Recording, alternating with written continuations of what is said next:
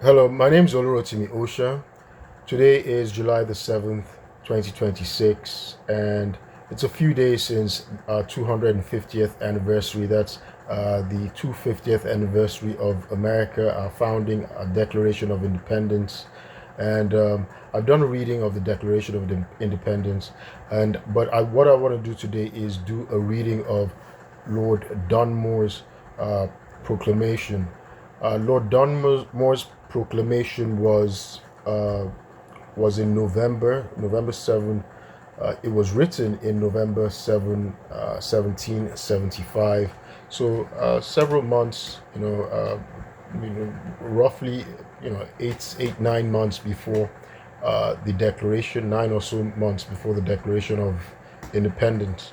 So I think, as a historian, from my own analysis, it appears that Lord Dunmore's proclamation was probably the straw that broke the camel's back, and it set uh, the colonials or the colonists who initially, were just in a protest, right? They had formed a protest, not being insistent on independence. Well, while people like John Adams wanted independence, the people in the South hardly, they were still loyalists. Even George Washington, Thomas Jefferson, they were still loyalists, but they were insistent on the British Crown and the British Parliament respecting their rights.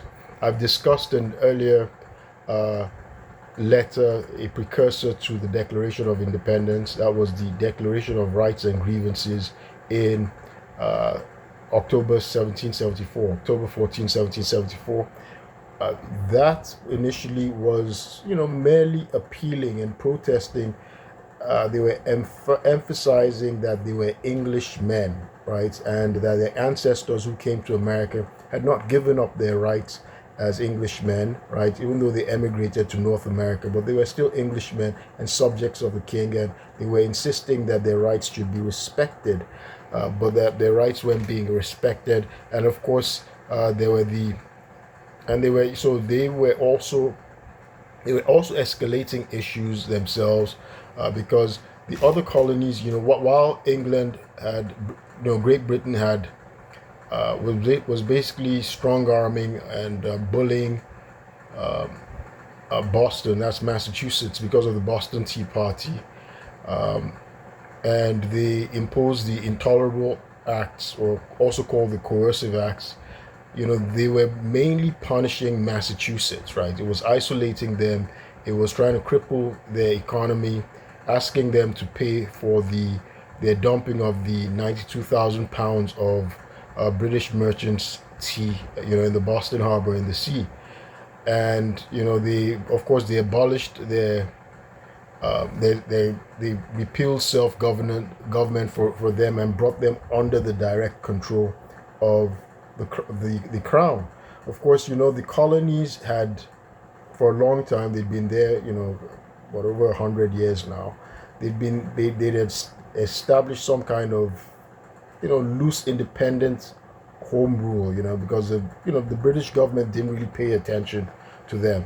But now, uh, they were, once they tried to recoup the cost of their losses from the 7 Year War, in which, the way the British government saw it was that, well, they came to the aid of the colonists against the French, right, in winning the Ohio River Valley, which was very fertile and rich.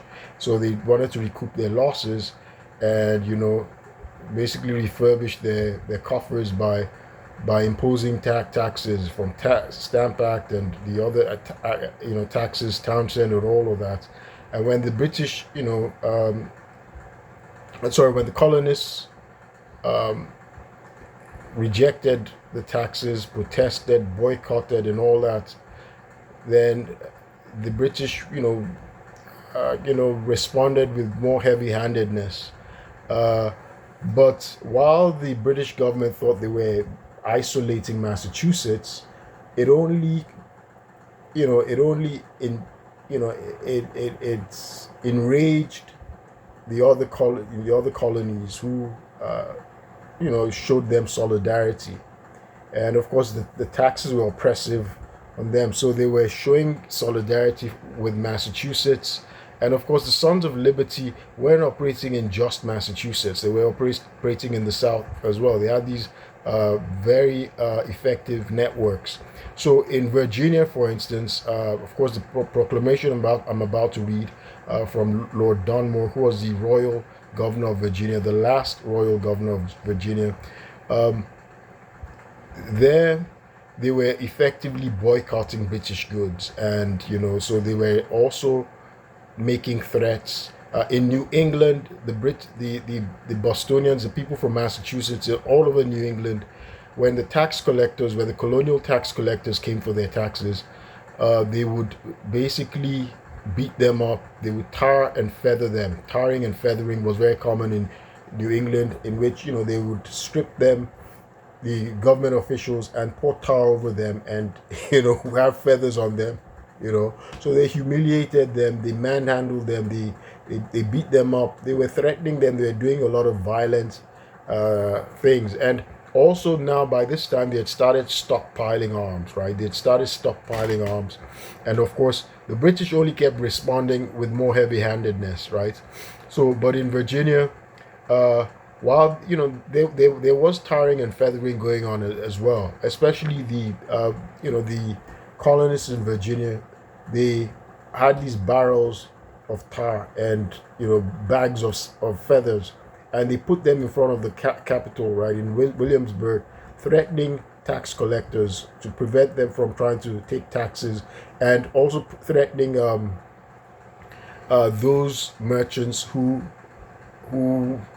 wanted to buy British goods, because they were boycotting British goods, right? So the colonies responded to the intolerable acts, the coercive acts, by boycotting British goods, right? They were also going to retaliate with economic sabotage, right? The economic sabotage was that the British imposed was on Massachusetts, right? They placed an embargo on Massachusetts, but the other colonies, right? They showed solidarity, and they sympathized with the people of Massachusetts, and they decided to also boycott British goods. So they lost control. By this time, Lord Dunmore was basically driven out of his capital in his governor's mansion in Williamsburg, yeah, and he was now taking refuge on British ships in Norfolk.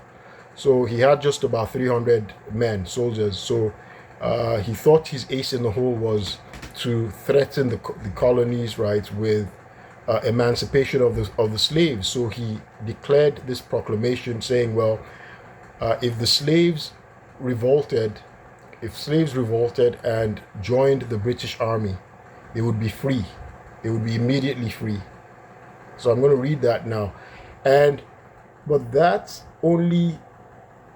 turned out to be the straw that broke the camel's back, because whereas initially the colonies, especially people in Virginia, were still they were still loyalists. They still considered themselves loyalists. They were just agitating that, okay, they wanted their rights as Englishmen to be respected, and they wanted representation in Parliament. They wanted these taxes to be repealed and things like that.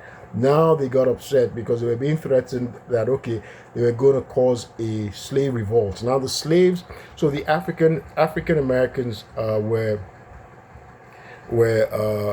roughly 500,000, right, in 1775 in all of America. 500,000 people. So they made up about a fifth of the population, because the population of the entire America in 1775 was about 2.1 million, and African Americans, blacks, were about 500,000 at that time. 50,000, about 10% were freedmen, mainly in New England. They're freedmen, and 450,000 were enslaved people. So you can imagine the sort of fear, the terror that Lord Dunmore was trying to provoke, right? He was trying to instigate, trigger, mass fright, but it only pissed the colonists off, and people more. People like, I've read the words of people like Edward Rutledge, who was the youngest signer of the Declaration, right? For he was from South Carolina, and he said, okay, this was only pushing them off the edge, and there was no going back, and they now wanted independence. Initially it was just Massachusetts that was agitating, for independence, especially John Adams, but now threatening the South with emancipation of their slaves only incensed them. Now, something important that Lord Dunmore's threatened emancipation would instigate was the use of the use of emancipation, right? Emancipation of slaves as a military strategy and a political tool, right? Later on, and we see that in 1865, though people debate the motives of Abraham Lincoln, it was always his intent. He did emancipate, the slaves, but interestingly, only about 1,000 enslaved people, right, used the opportunity to escape slavery, and in fact, Lord Dunmore only was able to enlist just about 300 African Americans in what was called Dunmore's Ethiopian Regiment. Right now, this, however, would be disbanded. It would be discharged, dismissed later on by the commander in chief of the British commander in chief of the Army in America, Sir William Howe, and he immediately discharged all mulattoes, as he put it, Negroes, mulattoes, and all persons that were improperly enlisted in the Loyalist army. So he discharged them. However, the Continental Army, with the aids of George Washington, would advocate for the enlisting of recruitment of enslaved people, promising them freedom, especially people like Alexander Hamilton, who had been, of course, the aide-de-camp of George Washington, and also John Lawrence of South Carolina. They would, champion the recruitment of the enslaved people and also freedmen in the North, and so many thousands of African Americans, and many got their freedom by enlisting in the Continental Army. And there was this back and forth on it, because the same Edward Rutledge would try and have all the Africans discharged, of course, because of the racial animus and the implications, for slavery. But eventually, George Washington didn't just discharge those who had been enlisted, and they did serve throughout the duration of the Revolutionary War. Of course, there were still, of course, discrimination. There was discrimination against them.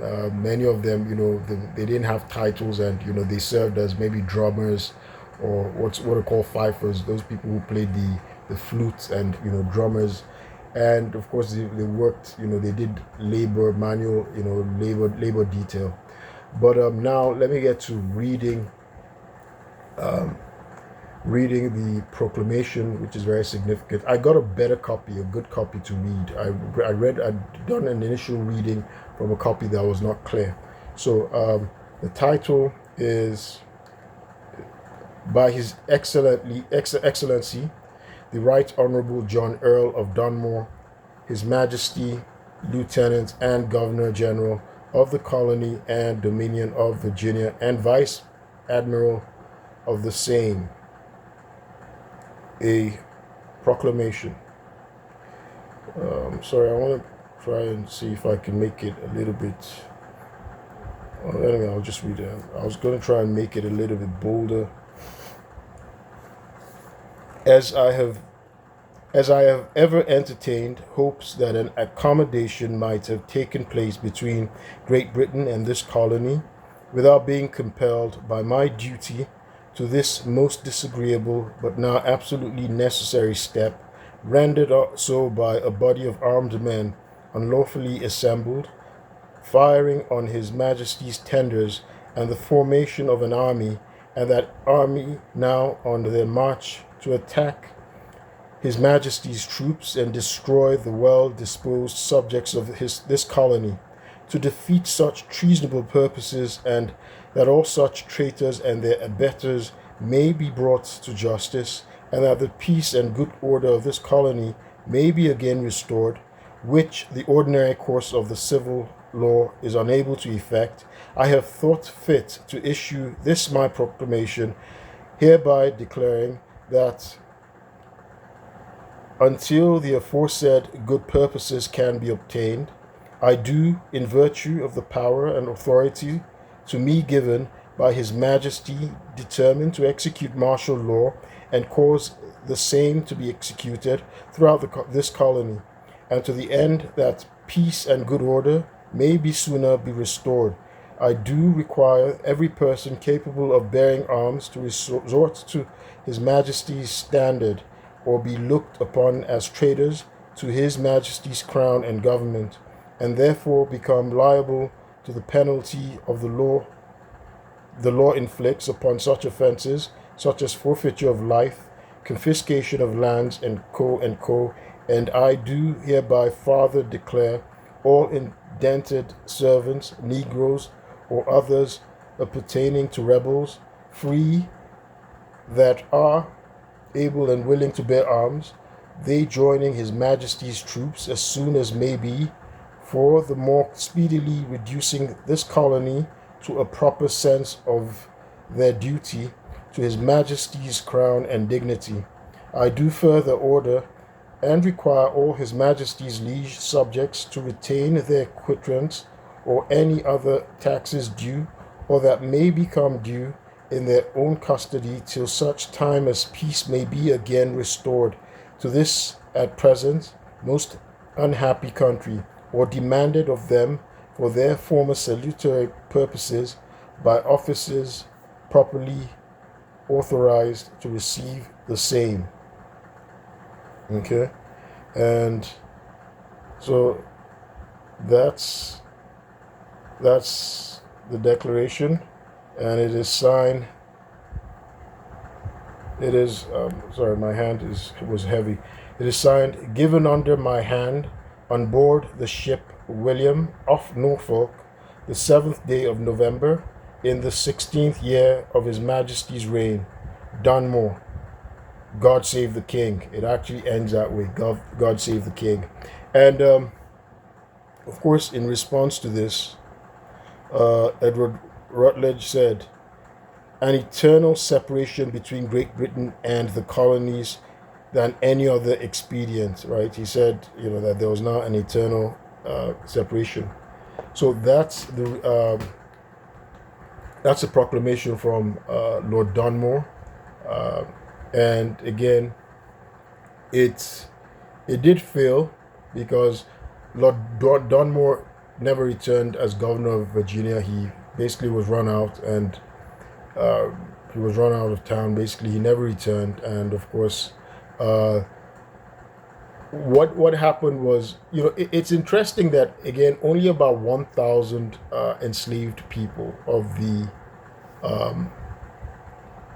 1,000 enslaved people of the 450,000 enslaved in the South, tried to escape and join the British, because the people in the South, especially Virginia, they did have their own proclamation, and they threatened that if any, of course, the British Lord Dunmore was seeking able-bodied men, so men of a certain age, not children, not women, not old men. So the British, the slave holders, right, slave owners and their representatives, right, they threatened the slaves that if they did, that they would harm their fathers, their mothers, their children, and their wives. So I will do another video and read the proclamation, the rebuttal from Virginia, in which they threatened to harm Okay, it's right here. I could just read a portion. It says, which may induce a necessity of inflicting the severest punishment upon those unhappy people already deluded by his base and insidious arts. Right. So I'll do another reading.